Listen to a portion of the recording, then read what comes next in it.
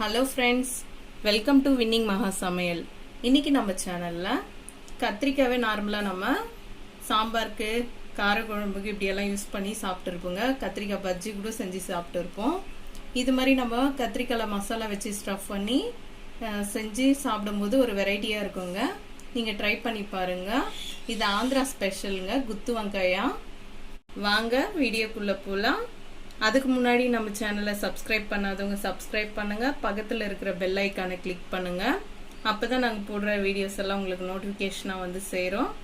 செய்முறைக்கு தேவையான பொருட்கள்: கத்திரிக்காய் 1/2 கிலோ, கடலைப்பருப்பு 2 டேபிள் ஸ்பூன், உளுத்தம்பருப்பு 2 டேபிள் ஸ்பூன், வேர்க்கடலை 2 டேபிள் ஸ்பூன், எள்ளு 1 டேபிள் ஸ்பூன், தனியா 2 டேபிள் ஸ்பூன், கொஞ்சம் காஞ்ச தேங்காய் 1 டேபிள் ஸ்பூன், சீரகம், வெந்தயம் 1 டேபிள் ஸ்பூன், 10 காஞ்ச மிளகாய், ஒரு 6 பல்லு பூண்டு, புளி ஒரு சின்ன துண்டு, கறிவேப்பிலை 2 இனுக்கு.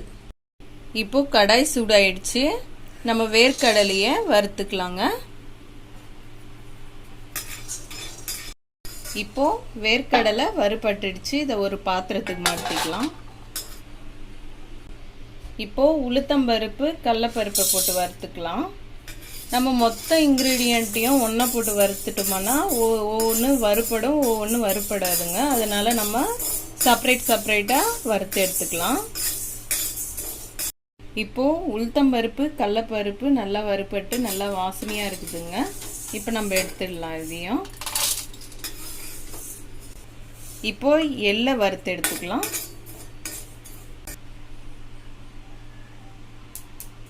இப்போ பாருங்க, எள்ளு நல்லா பொரிய ஆரம்பிக்குது. இப்போ நம்ம எடுத்துடலாம். எள்ளும் வறுபட்டுடுச்சு. எல்லாத்தையுமே நம்ம ஒரே தட்டில் எடுத்து வச்சுக்கலாங்க.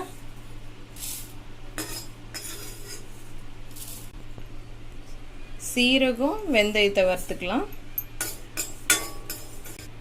சீரகம், வெந்தயத்தை கூட நம்ம தனியா, தேங்காவையும் சேர்த்து வறுத்துக்கலாம். இப்போ தனியா, சீரகம், வெந்தயம், தேங்காய் எல்லாமே வறுபட்டுடுச்சு. இதையும் எடுத்துடலாம். இப்போ காஞ்ச மிளகாவை வறுக்கிறதுக்கு கொஞ்சமா எண்ணெய் சேர்த்து வறுத்துக்கலாங்க.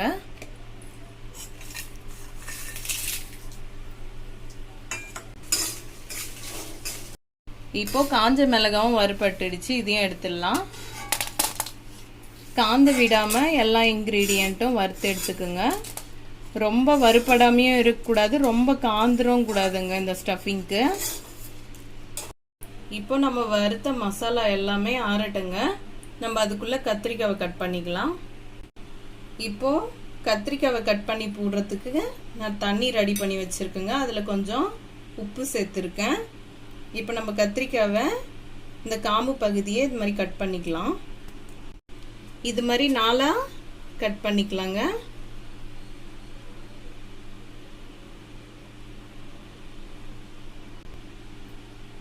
கட் பண்ணி தண்ணியில் போட்டுக்கலாம். அதே மாதிரி மீதி இருக்கிற கத்திரிக்காய் எல்லாத்தையுமே நம்ம கட் பண்ணி போட்டுக்கலாங்க. கட் பண்ணும்போது இந்த கத்திரிக்காய்க்குள்ள பூச்சி ஏதாச்சும் இருக்கான்னு பாருங்க. பார்த்துட்டு அதுக்கடுத்து நீங்கள் கத்திரிக்காவை தண்ணியில் போடுங்க. இப்போ பாருங்க, எல்லா கத்திரிக்காயையும் 4 பாதியாக கட் பண்ணி நான் தண்ணியில் போட்டு வச்சுருக்கேன். இப்போ இந்த இன்க்ரீடியன்ட்ஸ் எல்லாமே ஆறிடுச்சு. இதை மிக்சியில் போட்டு நம்ம அரைச்சிக்கலாம்.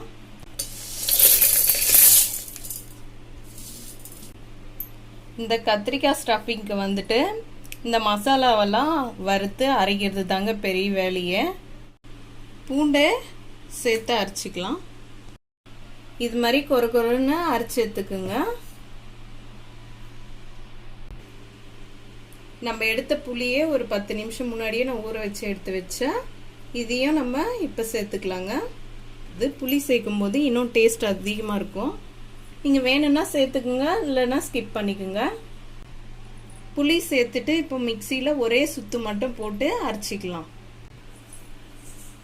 புளி சேர்த்து நம்ம அரைச்சிட்டோங்க. இதுக்கு முன்னாடி ரொம்ப பவுடராக இருந்துச்சு.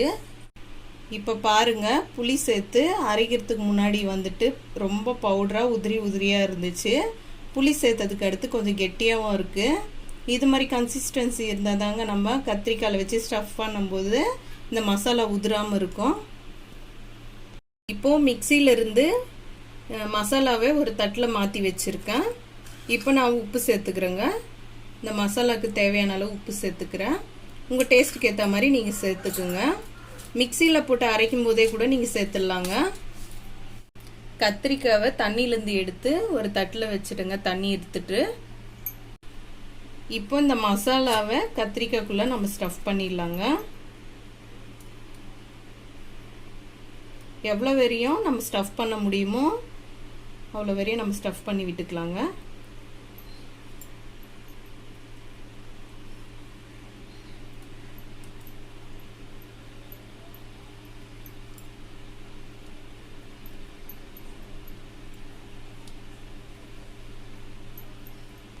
இப்போ மசாலாவெல்லாம் கத்திரிக்காய்க்குள்ளே வச்சுடுங்க.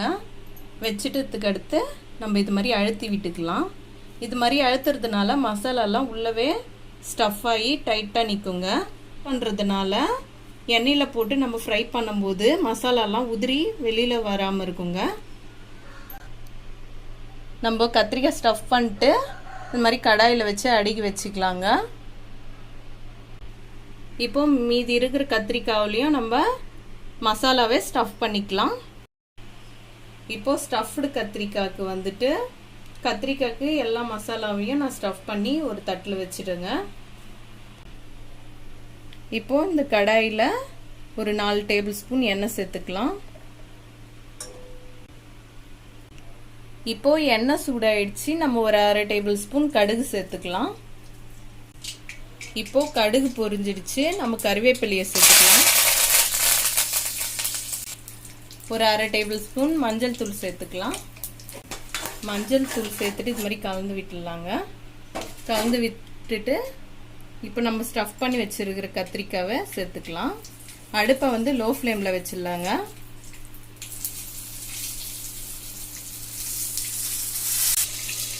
இப்போ ஒரு தட்டை போட்டு மூடிடலாங்க. இப்போ ஸ்டஃபிங் கத்திரிக்காய் வந்துட்டு லோ ஃப்ளேம்லேயே இப்படியே மூடி போட்டு குக் ஆகட்டுங்க. அப்பப்போ தட்டு எடுத்துட்டு திருப்பி விட்டுக்கலாம். இப்போ நம்ம எண்ணெயில் சேர்த்து ஒரு 2 நிமிஷம் ஆயிடுச்சுங்க. இப்போ எல்லா கத்திரிக்காவையும் இது மாதிரி திருப்பி விட்டுக்கலாம். அப்போ தாங்க எல்லா பக்கமும் வெந்து இது வரும். இப்போ பாருங்க கத்திரிக்காய் ஒரு அளவுக்கு குக்காய் வந்துச்சு. இப்போ மீதி இருக்கிற மசாலாவே இது மேலே இப்படி தூவி விட்டுக்கலாங்க. இப்போ இந்த மசாலா சேர்த்ததுக்கு அடுத்து உடனே கத்திரிக்காவெல்லாம் திருப்பி விடாதீங்க. ஒரு 2 நிமிஷம் கழிச்சு நம்ம திருப்பி விட்டுக்கலாம். இப்போ பாருங்க நம்ம சேர்த்த மசாலாவெல்லாம் ஸ்டஃபிங் உடையாம நம்ம திருப்பி விட்டுக்கலாம். கத்திரிக்காவும் நல்லா வெந்துடுச்சுங்க. டேஸ்டியான ஸ்டஃபிங் கத்திரிக்காய் ரெடி ஆயிடுச்சு.